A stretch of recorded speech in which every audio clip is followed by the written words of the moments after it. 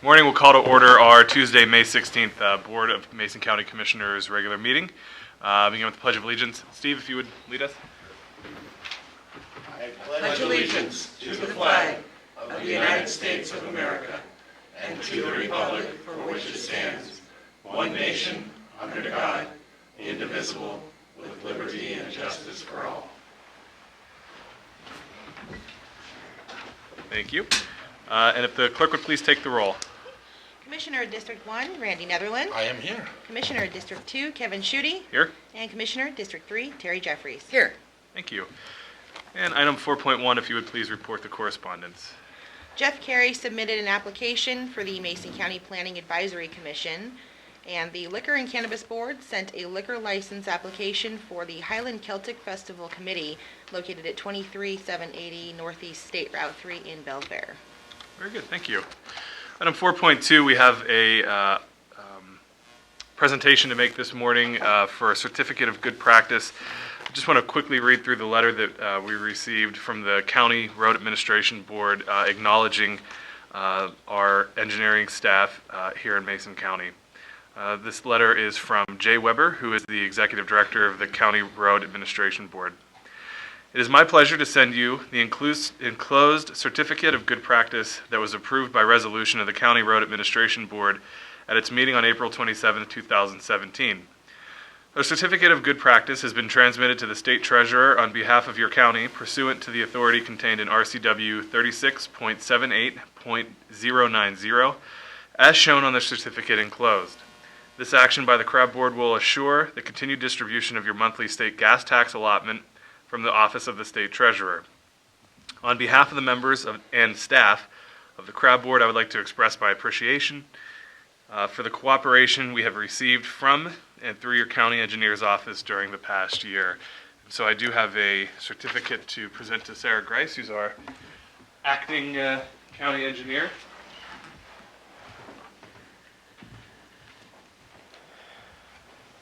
So Sarah, thank you on behalf of the county commissioners and the entire Mason County for all of your work, and appreciate all the things that you do for us, and I'm sure you'll take this back and share it with everybody on the engineering staff, so we're very grateful. Thank you. Thank you very much. Commissioners, if you'd like to say a word or two. I just wanted to share, you folks are outstanding. You're outstanding, and I thank you very much for your professionalism, number one, and number two, just the responsiveness to the commissioners as we come to you with we hear from the constituents about issues, we bring them to you folks, and the quick response and everything is just amazing. But in relationship to the award, the recognition from CRAB, that's significant. CRAB is probably one of they should be the auditor's office almost. They're so careful about how monies are spent, both county road monies as well as the state monies that come, and to be able to be acknowledged and recognized for best practices is significant. So congratulations. You and your staff have been exemplary. There's no question about that. In my part of the community, it's pretty well known how good of roads we actually have out here, and especially when they connect to some of the neighboring counties' roads. And I have complaints once in a while, but I get to tell them it's not ours. And but we very much appreciate it and the hard work that you guys do. And of course, you've earned this. So, well done. Congratulations. Thank you. Moving on to item 5, this is open forum for citizen input. If a member of the public would like to address the commission on an item not listed on today's agenda, now's the time to do so. Please approach the podium and the chair will recognize you. Okay. Moving to item 6, it's the adoption of our agenda, and I would entertain a motion. Mr. Chair, I move that we adopt the agenda as presented. I'll second. So moved and seconded that we adopt the agenda as presented. Any additional discussion? Hearing none, I'll call for the vote. All in favor say aye. Aye. All opposed? Motion carries. Item 7, we have approval of minutes. We have minutes from May 18th, 2017, or May 8th and May 9th of 2017. I'd entertain a motion to approve. Mr. Chairman, I move for the approval of the May 8th and May 9th regular meeting or May 8th briefing minutes and the May 9th regular meeting minutes as presented. And I'll second. It's been moved and seconded that we approve the May 8th briefing minutes and May 9th regular meeting minutes as presented. Any additional discussion? Hearing none, I'll call for the vote. All in favor, say aye. Aye. All opposed? And the motion carries. Item number 8 is the approval of our action agenda today. Commissioners will read through the items on today's action agenda, at which time a member of the public or a commissioner can have a item removed for a separate discussion and vote. If Commissioner Netherland would take items 8.1 through 3, Commissioner Jeffries 8.4 and 5, and I will take 8.6 through 8. Gladly, Mr. Chairman, I move for, item number 8.1 of the approval of the action agenda reads, approval to amend Resolution 46-16 allowing current expense departments to transfer up to $15,000 annually between salary and benefit expenditure budget lines and operating expenditure budget lines without commissioner approval. The sheriff's office is allowed an annual transfer amount of up to $50,000. The transfer will not change the department's budget total. Item number 8.2, approval to authorize Frank Pinter to sign the certification of application match forms as provided by Hood Canal School District for Recreation and Conservation Funding, RCO, for the multipurpose field improvement projects. Item number 8.3, approval to authorize Frank Pinter to sign the certificate of applicant match form for the Recreation and Conservation RCO funding for Jacoby Park Boat Ramp Improvement Application number 16-2518. Item 8.4, approval of warrants. Our claims clearing fund warrants numbers 804-8406 through 804-8565 totaling $268,218.12. Direct deposit fund warrants 40622 through 41017 totaling $640,955.87. And then the salary clearing fund warrants 7002748 through 7002790 totaling $966,398.25 for a grand total of $1,875,572.24.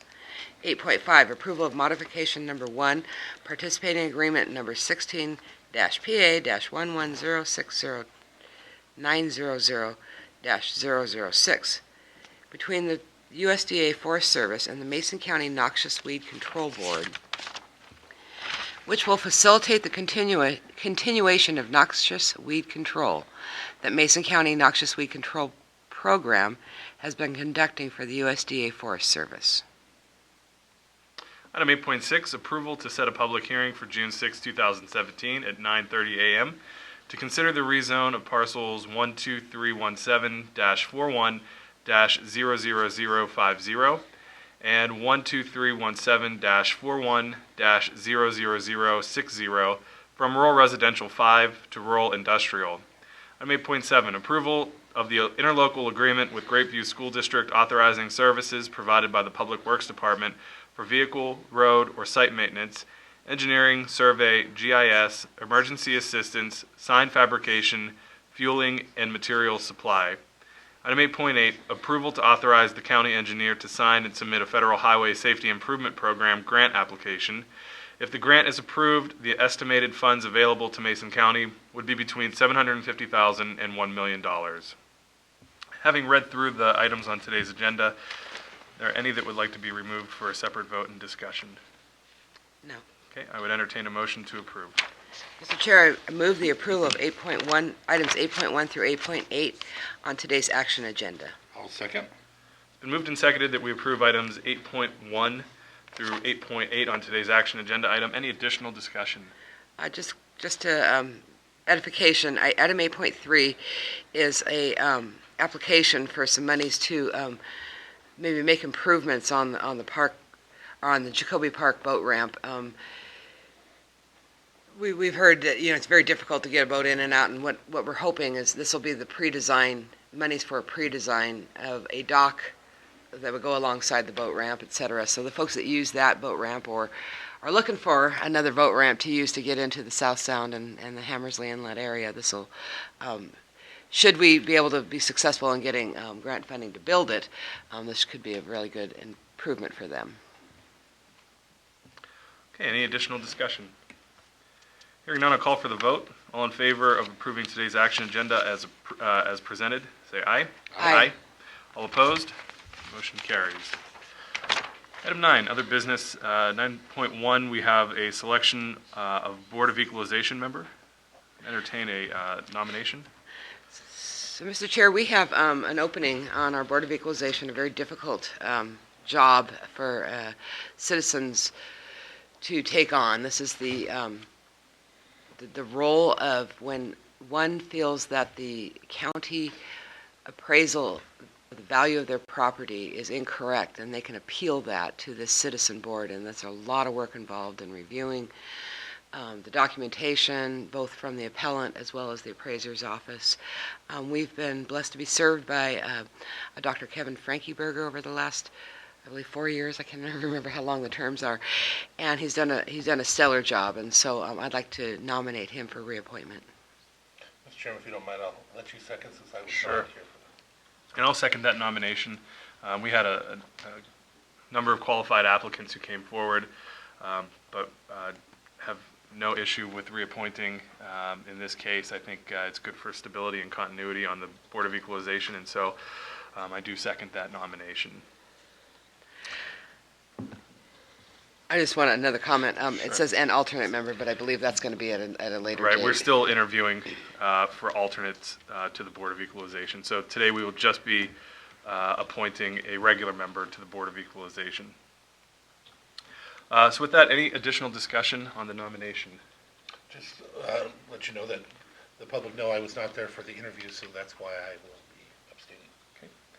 So hearing no additional discussion, I will call for the vote. All in favor say aye. Aye. All opposed?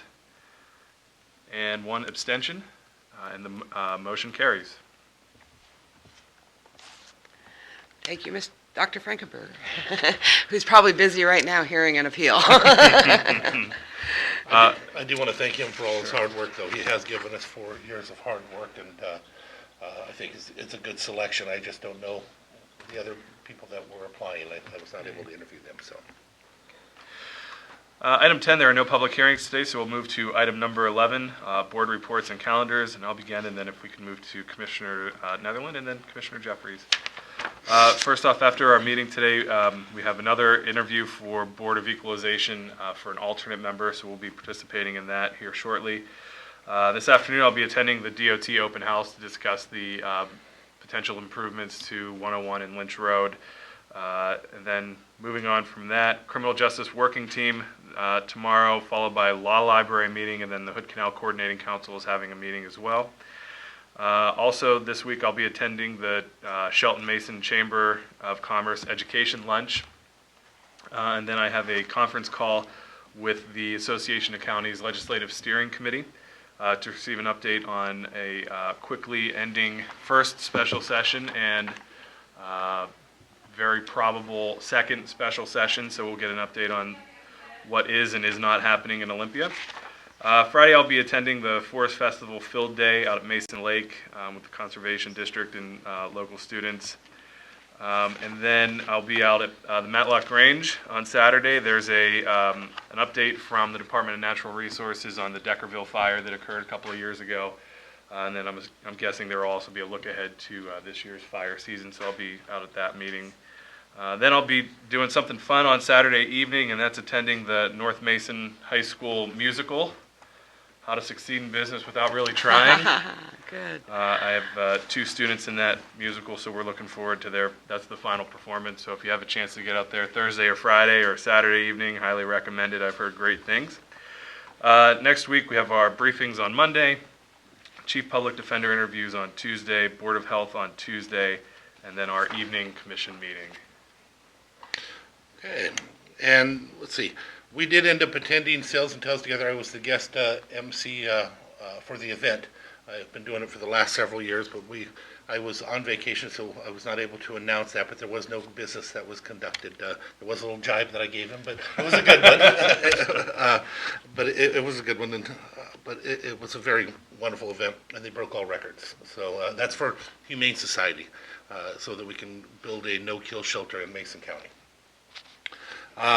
Let's see, I will have a lunch with the chair of the Democratic Party has asked me to meet with her after this. I also will be meeting with our employee, Todd Parker, in regards to Homes First contract. I somehow we need to have a little discussion when it comes to MTA and the Simmons Road open house. I don't know if we have a quorum for the MTA, do you know?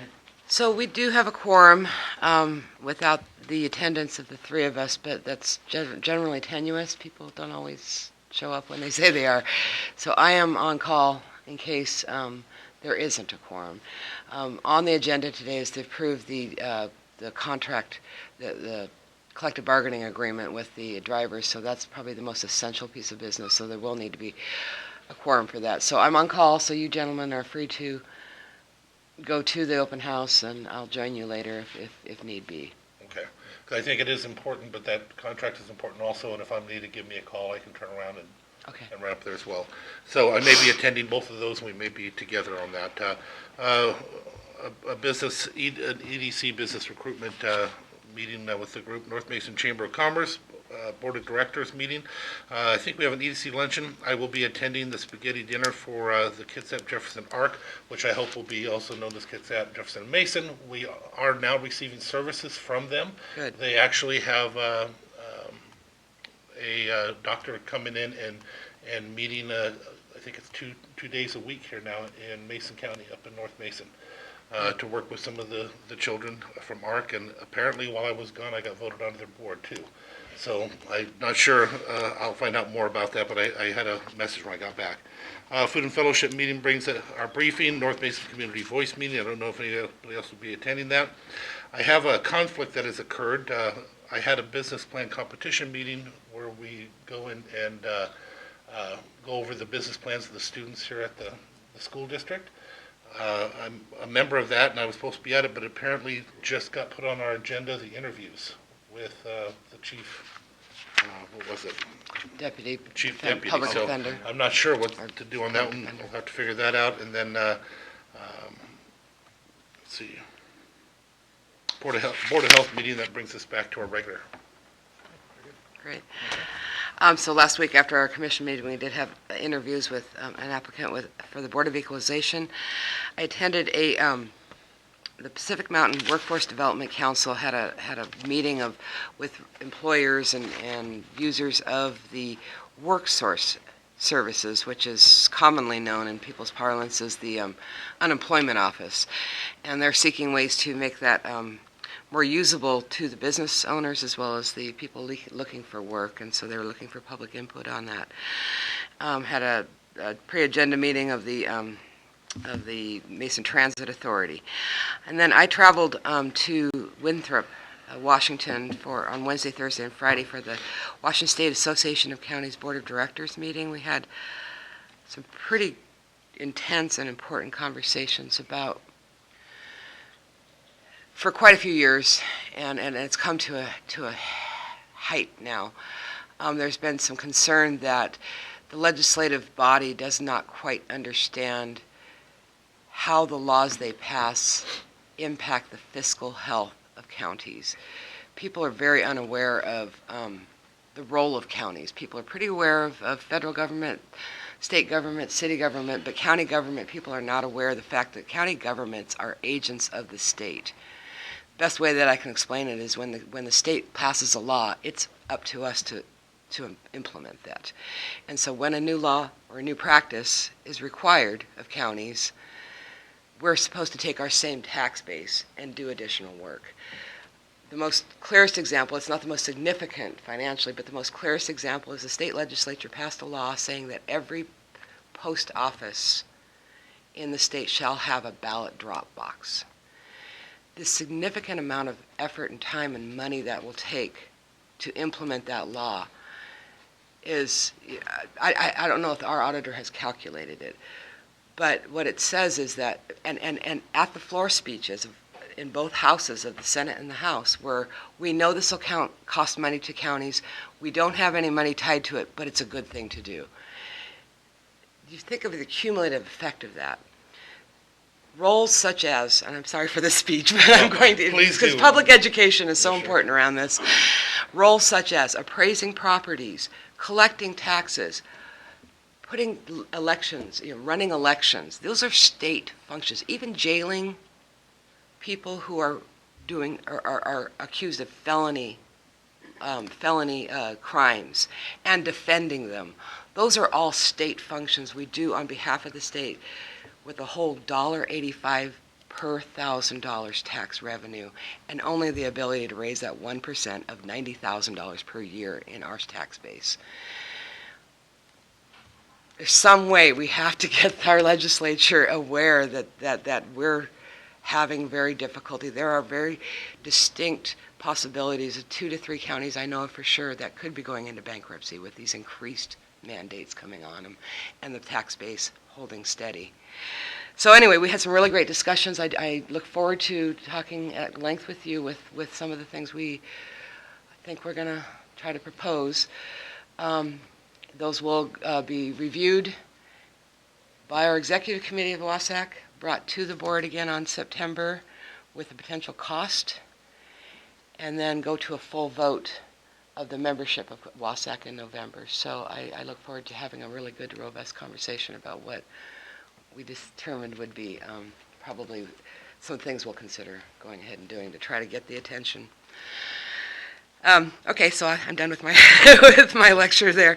Not the least of which is public health, as our Dave Wyndham, our community services director, has been very on top of trying to make the state legislature as well as the Department of Health secretary aware of how hard it is to do the essential public health practices with no money.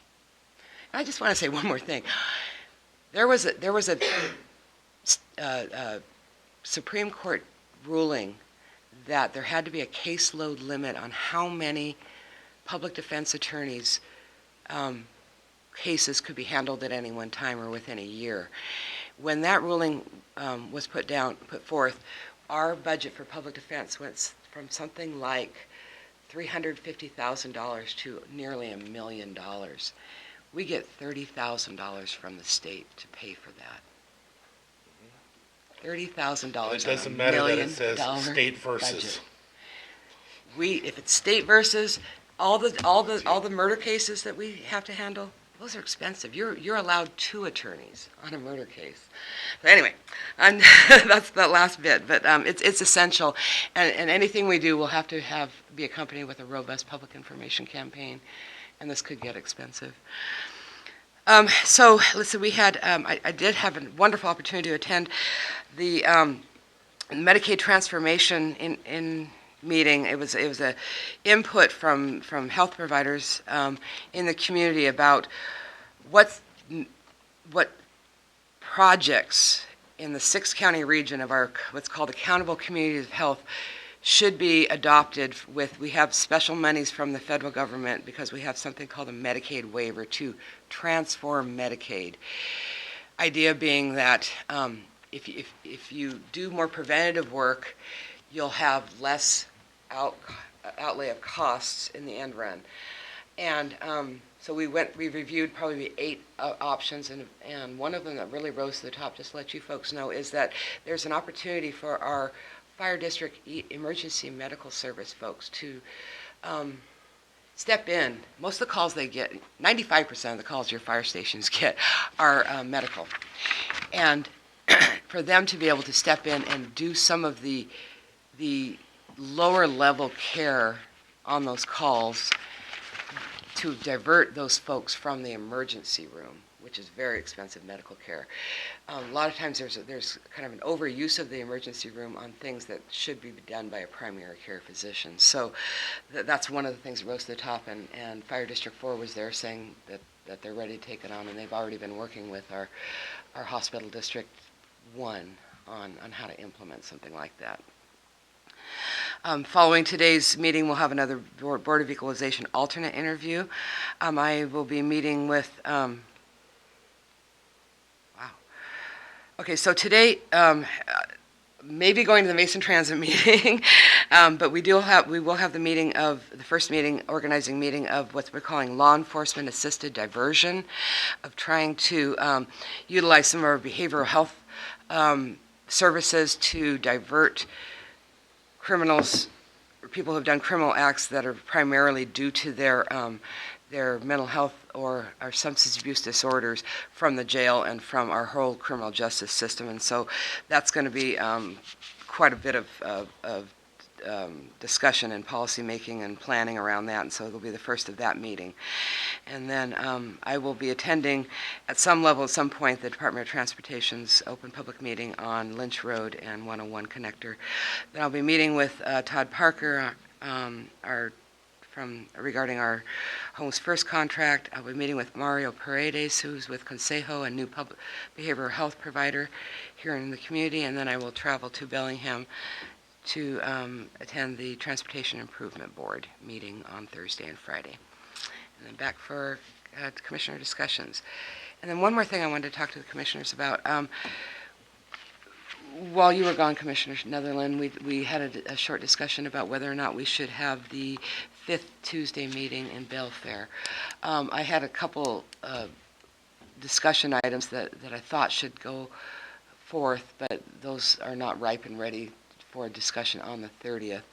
I've had a couple people tell me that whether or not we have a topic, it's important that we be there on the 5th Tuesday, and I wanted to be able to have this discussion about whether you think that having, without an agenda item, whether you think it'd be important just to have the meeting for public input or not.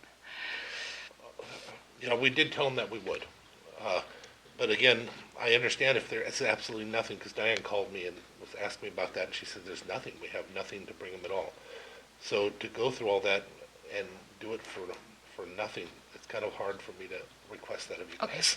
That's what I'm saying. I could, I would like to do it, but how do you request it if there's nothing for you to bring forward? Just asking you to go and spend a couple hours to sit there for, maybe 3 people to 5 people that may show up. They're waiting to hear from us. Very rarely are they waiting to tell us anything. So, Okay. if we wanted to talk about sewer updates or something, okay, but if we're not ready for any of that, then there's not much we can do. Okay. Okay. I'll concur then. That's fine then. Okay. All right, very good. Item 12, I would entertain a motion to adjourn. Don't all do it at once. Mr. Chair, I move we adjourn. I'll second. We are adjourned. Have a good day, everybody. Thank you for I was bearing trying with to me on that.